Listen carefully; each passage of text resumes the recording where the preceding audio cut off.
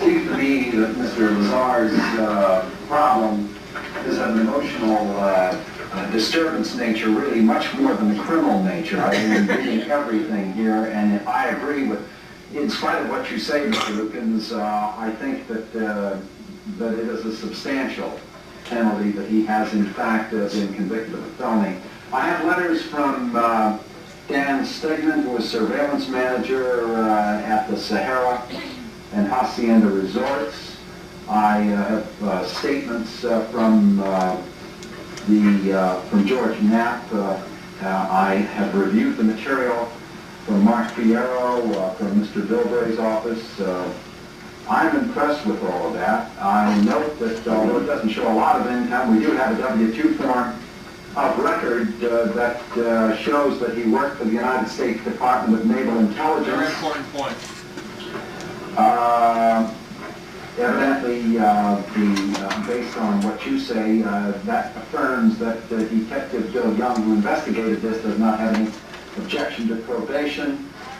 I was impressed with the letter from the defendant, in which he acknowledges that his actions were irresponsible, and they caused great embarrassment and pain to me and my loved ones. I think that all of that is appropriate to put on the record. I have a letter from Don Williams, a friend of his who is a businessman in our community. I was impressed with the fact that no police investigation was involved in this case, I guess, until he confessed on television. Major police and I also note that he is in fact listed in the Los Alamos National Laboratory Telephone Directory. It's obvious that it's very difficult to get information on Mr. Lazar from government sources, enormously difficult. With all of that in mind, it seems to me here's what's appropriate under the circumstances.